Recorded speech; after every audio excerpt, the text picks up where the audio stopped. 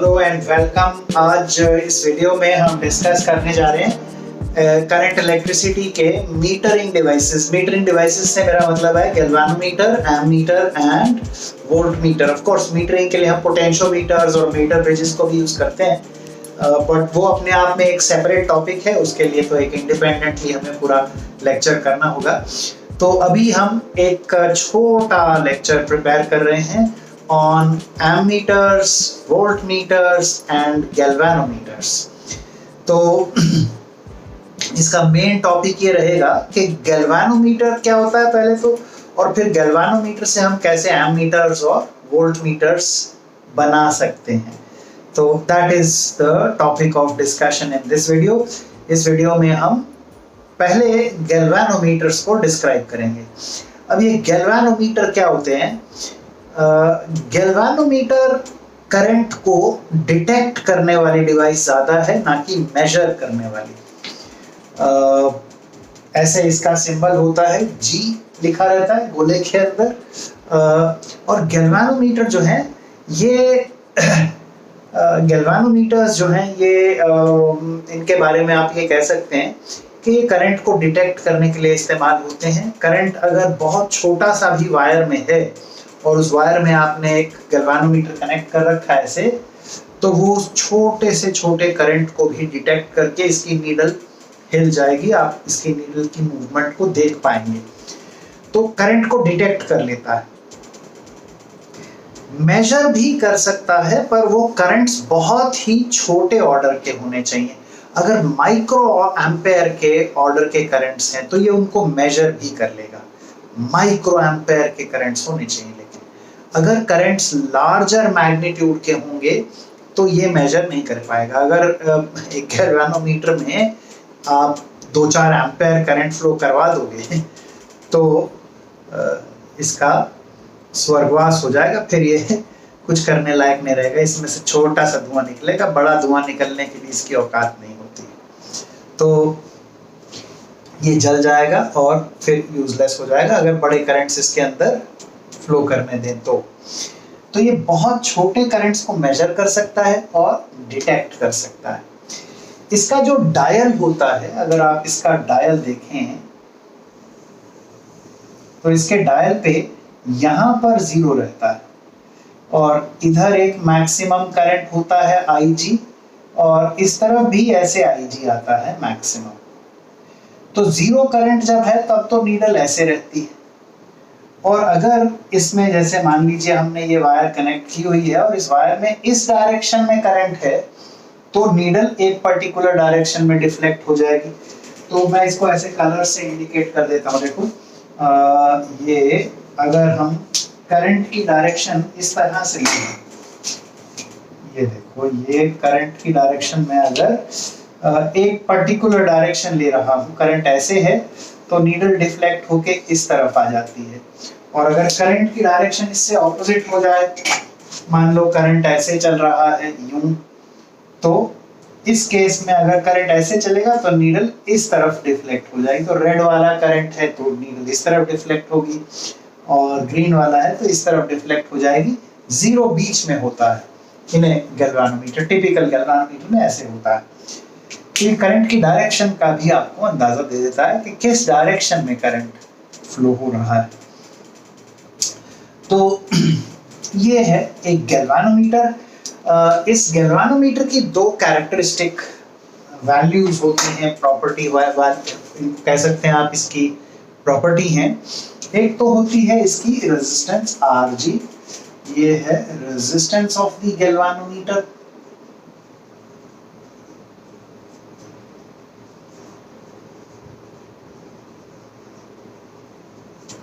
और दूसरी चीज होती है इसकी करंट रेंज IG। IG क्या है? ये करंट रेंज, मतलब ये वो मैक्सिमम करंट है जो ये मेजर कर सकता है। तो maximum current which it can measure। ये वो मैक्सिमम करंट है जो ये मेजर कर सकता है। तो ये गैल्वेनोमीटर का डिस्क्रिप्शन है। गैल्वेनोमीटर्स का डायरेक्ट यूज कोई बहुत ज़्यादा ऐसे नहीं है। नॉर्मली हम गैल्वेनोमीटर्स को मॉडिफाई करके इनमें से हम एमीटर्स और वोल्ट मीटर्स बना लेते हैं। तो गैल्वेनोमीटर्स को मॉडिफाई करके हम एमीटर वोल्ट मीटर बनाते हैं, वहाँ इसका असली यूज है। या जहाँ हमें करंट्स के डिटेक्शन की ज़रूरत होती है, और करंट्स के डिटेक्शन वाला काम पोटेंशियोमीटर्स और मीटर ब्रिजेस में होता है, जो कि हमारा अगले लेक्चर में हम कवर करने वाले हैं। तो अभी के लिए आप गैल्वेनोमीटर के ऊपर इतनी इंफॉर्मेशन अपने पास रखें, इस पर आगे चर्चा रहेगी। ठीक है, तो यू हैव दिस अपॉर्चुनिटी, आप स्क्रीनशॉट भी ले सकते हो। Hopefully you have, and then I move on. अब हम बात करेंगे एमीटर्स की। तो what is an ammeter? Ammeter क्या होता है? एमीटर मतलब इसका वैसे फुल फॉर्म है एम्पेयर मीटर। तो अगर एम्पेयर्स का मीटर है तो एम्पेयर्स मेजर करता है, मतलब करंट मेजर करता है। तो what is an ammeter? An ammeter is a current measuring device. Ammeter क्या है? A device which measures currents. Okay? लेकिन unlike galvanometer, ये थोड़े प्रैक्टिकल रेंज वाले करंट्स को मेजर कर पाता है, मतलब मिली एम्पेयर्स और एम्पेयर्स में जब करंट्स हो तब ये मेजर कर पाएगा। एमीटर्स के लिए इम्पॉर्टेंट बातें कुछ एक हैं जो आपको ध्यान रखनी है। It is always connected in series. Ammeters जो हैं they have to be connected in series. जिस डिवाइस का करंट आपको मेजर करना है, मान लो यहाँ ये आपको ये एक रेजिस्टर है जिसका करंट आपने मेजर करना है, तो इस रेजिस्टर के साथ एमीटर को आपको सीरीज में लगाना होगा, जो कि बड़ी लॉजिकल सी बात है कि जितना करंट रेजिस्टर में है उतना ही एमीटर में फ्लो करेगा, तभी तो ये वो करंट बता पाएगा जो रेजिस्टर में फ्लो कर रहा था। तो सीरीज में कनेक्ट करना it is a fairly obvious thing.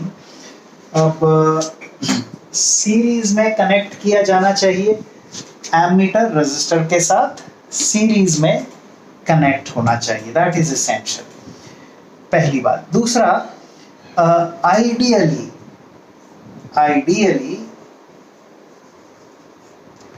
an ammeter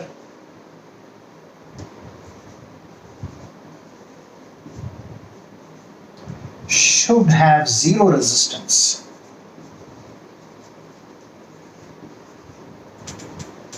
ऐसा क्यों?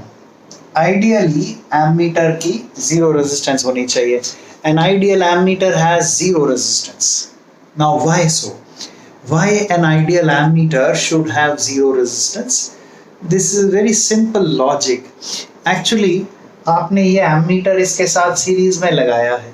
अगर एमीटर की सिग्निफिकेंट सी रेजिस्टेंस होगी, if this ammeter has a significant resistance, तो जिस ब्रांच में आपने ये एमीटर को कनेक्ट कर दिया है, इस ब्रांच की रेजिस्टेंस ही बदल जाएगी, और अगर इस ब्रांच की रेजिस्टेंस बदल जाएगी तो इसमें करंट बदल जाएगा। तो जिस करंट को आप मेजर करने निकले थे वो करंट ही बदल गया। तो ये ऑब्वियसली कोई बहुत बढ़िया बात नहीं है, ये नहीं होना चाहिए। आप मेजर कर रहे हैं किसी क्वांटिटी को, उसको मेजर करने के प्रोसेस में आपने उस क्वांटिटी को ही बदल दिया, that should not happen, right. तो आइडियली इसकी रेजिस्टेंस कितनी होनी चाहिए? आइडियली इसकी रेजिस्टेंस होनी चाहिए 0। ओके, तो ये एमीटर के बारे में कुछ बेसिक फैक्ट्स। अब गैल्वेनोमीटर से एमीटर कैसे बनता है? ये देखिए, गैल्वेनोमीटर टू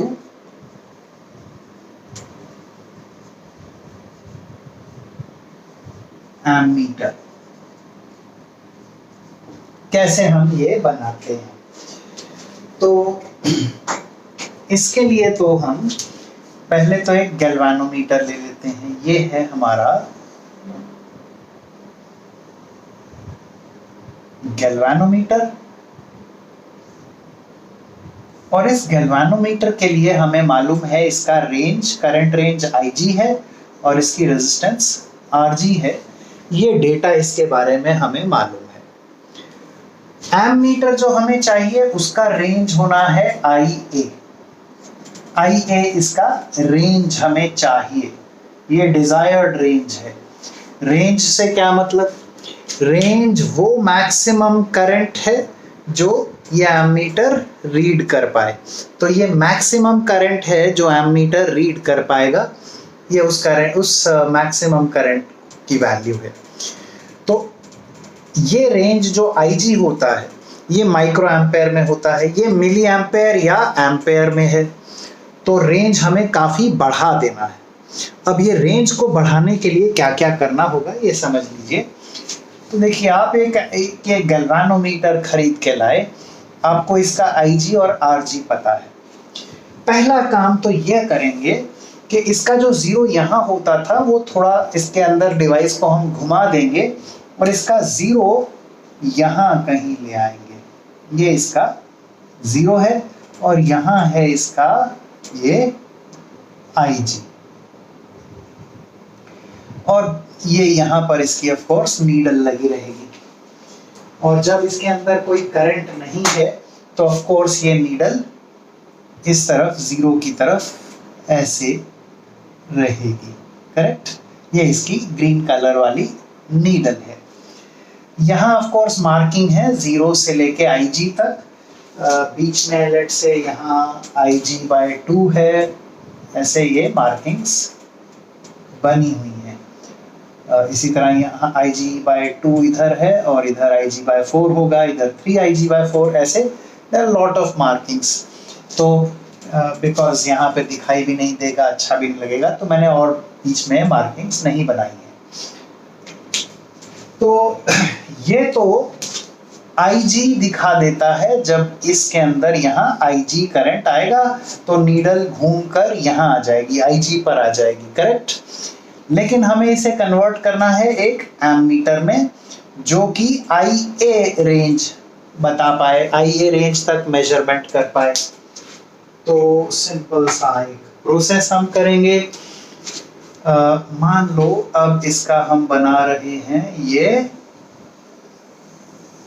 लाल वाले गोले के अंदर क्या है, एमीटर, जिसका रेंज IA है, करेक्ट। तो IA रेंज वाला एमीटर हम बना देने वाले हैं इसमें। तो अब हम क्या चाहते हैं कि ये फुल स्केल डिफ्लेक्शन तब दे जब यहां करंट कितना हो, IA। जब यहां करंट IA हो तो ये फुल स्केल डिफ्लेक्शन दे दे। मान लो ये तो कई एम्पेयर में है, तो कई एम्पेयर करंट इसके अंदर डायरेक्टली छोड़ दिया तो ये तो जल फूंक जाएगा। ये जल ना जाए, फूंक ना जाए, इसके लिए हम क्या करते हैं, इसके साथ पैरेलल में एक रेजिस्टर कनेक्ट कर देते हैं और इस रेजिस्टर को कहते हैं शंट रेजिस्टेंस। तो इसके साथ मैंने यहाँ पैरेलल में एक शंट रेजिस्टेंस RS कनेक्ट कर दी है।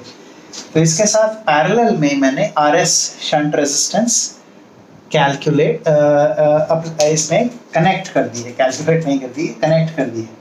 तो RS शंट रेजिस्टेंस इसके साथ मैंने पैरेलल में अब कनेक्ट कर दी, और ये ऐसी रेजिस्टेंस होनी चाहिए कि जब यहाँ का करंट IA है तो यहाँ पर कितना हो जाए, यहाँ जो गैल्वानोमीटर के थ्रू करंट जाए वो करंट हो,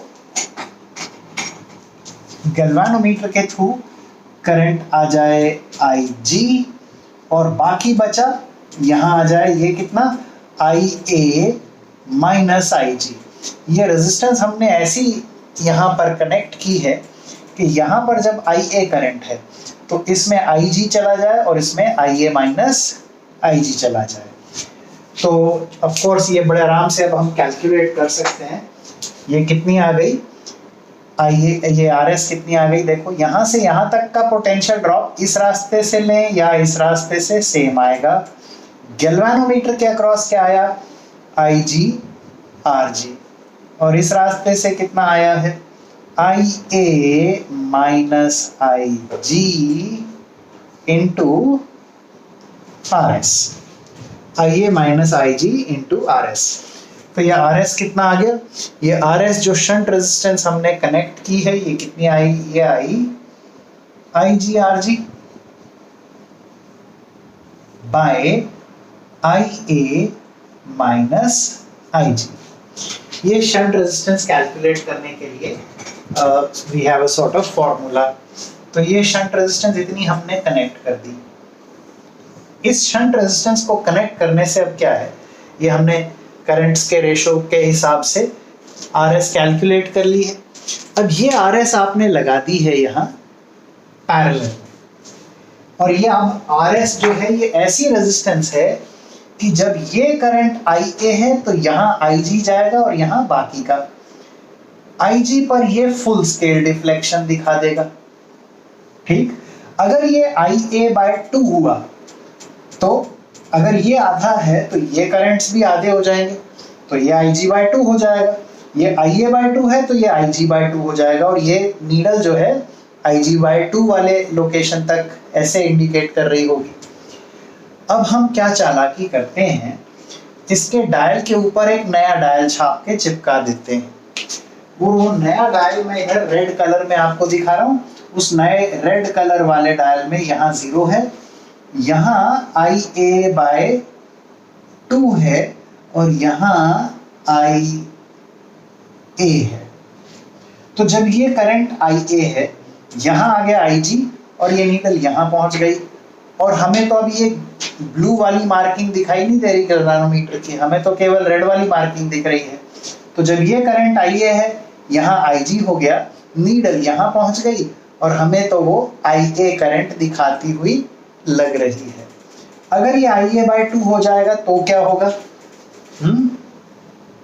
अगर ये वाला करंट IA/2 हुआ तो ये हो जाएगा IG/2, तो नीडल यहाँ आएगी, और जहां IG/2 छपा था वहां तो हमने मिटा के IA/2 लिख दिया है, तो अब ये नीडल IA/2 पे है, तो IA/2 करंट, तो ये नीडल भी IA/2 दिखा रही है।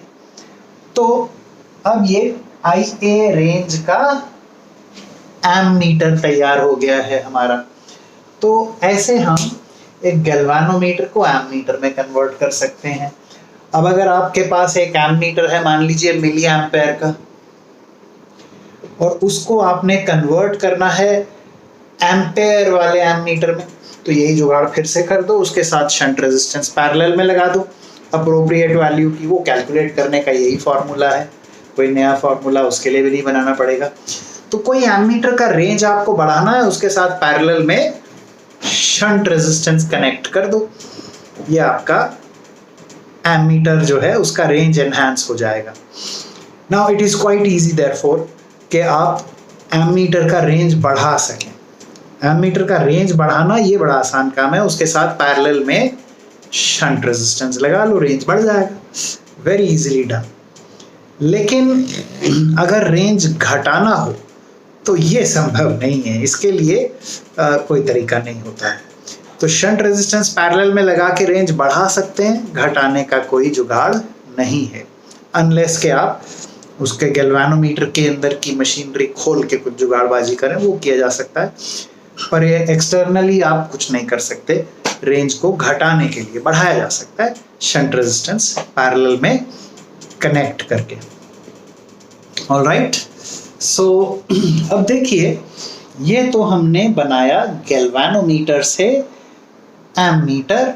आप इसका स्क्रीनशॉट ले सकते हो। फिर हम आगे मूव करेंगे और अब डिस्कस करेंगे वोल्ट मीटर के बारे में। तो वोल्ट मीटर भी अगेन बनता गैल्वेनोमीटर से ही है। We will now be talking about volt meter. Volt meter जो होता है ये of course potential difference measure करने वाली डिवाइस होता है। तो volt meters are used for measuring potential difference. ठीक, of course potential differences volt में होते हैं। कैसे मेजर करेंगे? इवेंचुअली बनता तो गैल्वेनोमीटर से ही है, लेकिन पहले इसका डायरेक्ट जो बेसिक डिस्क्रिप्शन है देख लेते हैं। What is a volt meter?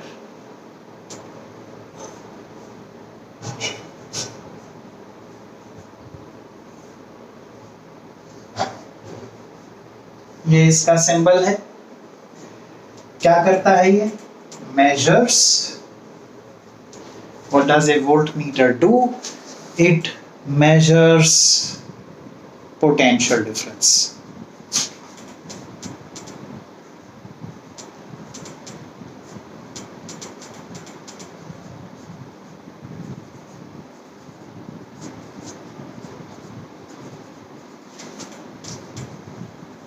Between two points. कोई भी दो पॉइंट्स ले लो, उनके बीच का पोटेंशियल डिफरेंस मेजर करने वाली डिवाइस होता है वोल्ट मीटर। ओके, तो इसके बारे में कुछ एक बेसिक बातें याद रखनी है। It is always connected in parallel.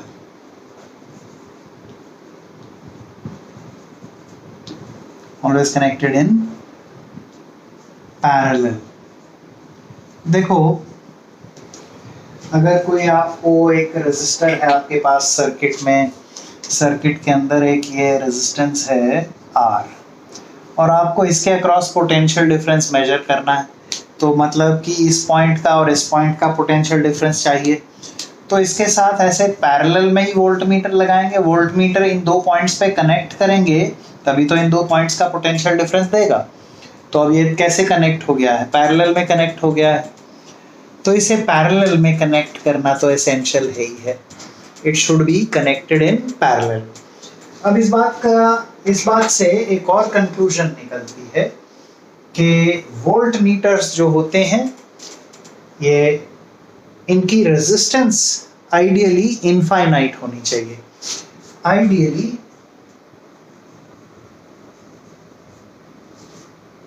The resistance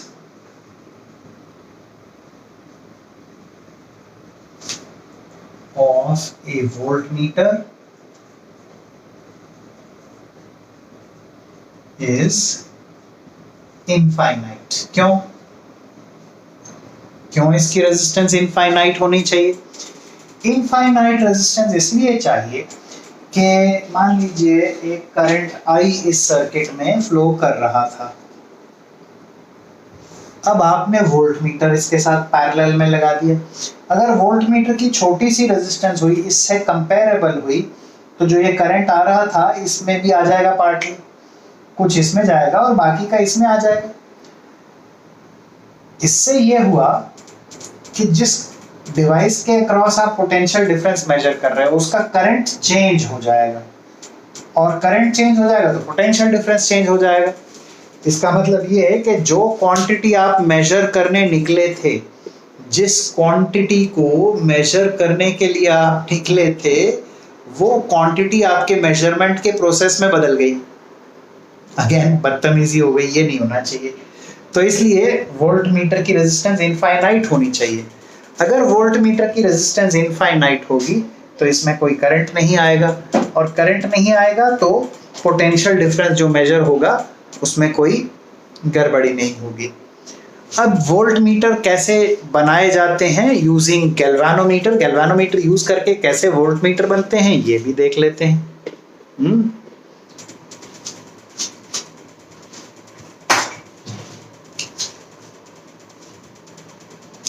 तो आपको तो बेसिकली दिया गया है गैल्वेनोमीटर,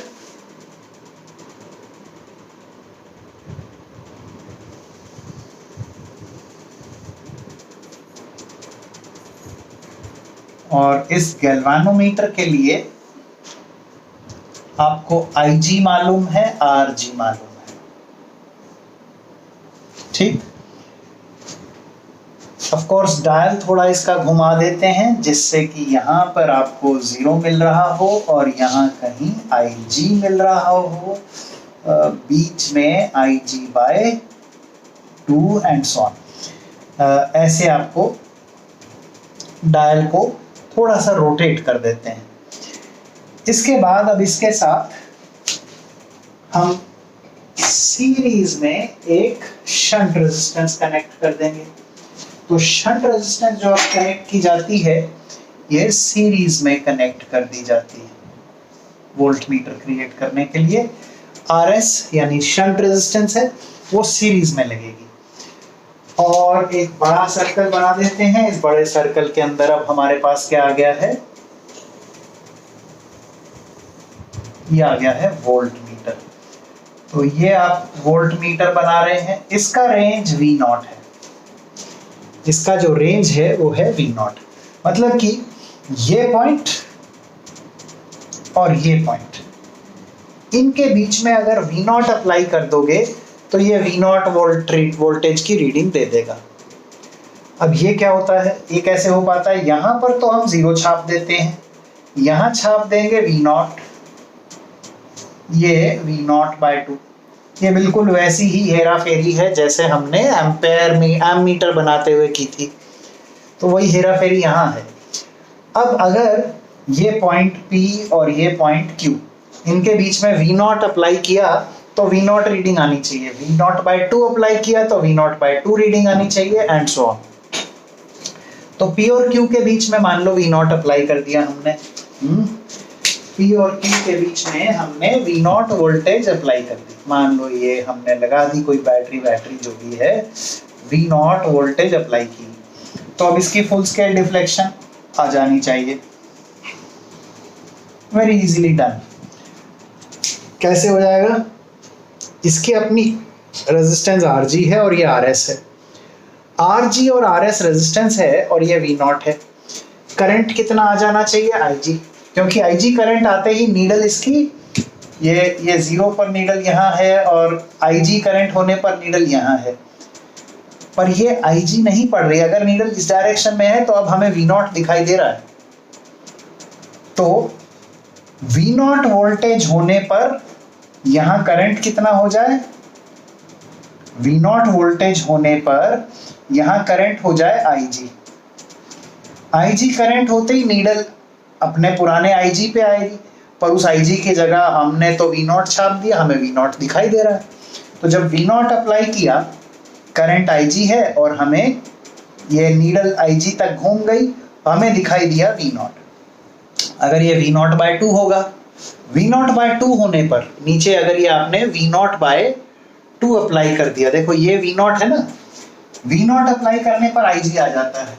IG आया, नीडल IG दिखा रही है अपने तरफ से तो, लेकिन हमें V0 दिखाई दे रहा है। छपाई में तो हमने नया डायल छाप दिया है। अब यही करंट IG/2 हो जाएगा अगर ये V0/2 है। V0/2 होने पर करंट IG/2, वोल्टेज आधी करंट आधा, तो ये यहाँ पे नीडल आ जाएगी और हमें V0/2 दिखाई दे रहा होगा। अब कैलकुलेशन RS की, उसके लिए क्या फॉर्मूला है भाई, V0 वोल्टेज अप्लाई कर देने पर, V0 वोल्टेज अप्लाई कर देने पर करंट कितना आ जाना चाहिए, RS प्लस RG। यहाँ V0 वोल्टेज है और टोटल रेजिस्टेंस कितनी, यहाँ से यहाँ तक RS प्लस RG, ये IG के इक्वल आ जाए। ये रिजल्ट आप अप्लाई कर लो और RS के लिए सॉल्व कर लो, बन गया आपका वोल्ट मीटर। तो ये हमने गैल्वेनोमीटर से वोल्ट मीटर क्रिएट करना भी सीख लिया है।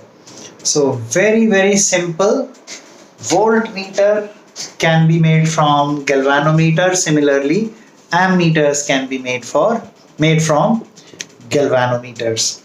तो गैल्वेनोमीटर से कैसे एमीटर बनता है, गैल्वेनोमीटर से कैसे वोल्ट मीटर बनता है, ये हमने सीखा। वोल्ट मीटर और एमीटर का कैसे इस्तेमाल होता है, किसको सीरीज में लगाते हैं, किसको पैरेलल में लगाते हैं, ये हमने सीखा। तो ये वीडियो हम यहीं पे अब रोकेंगे। अगले वीडियो में हम पोटेंशियोमीटर्स और मीटर ब्रिजेस, इनके बारे में बात करने वाले हैं। So bye for now, enjoy your physics.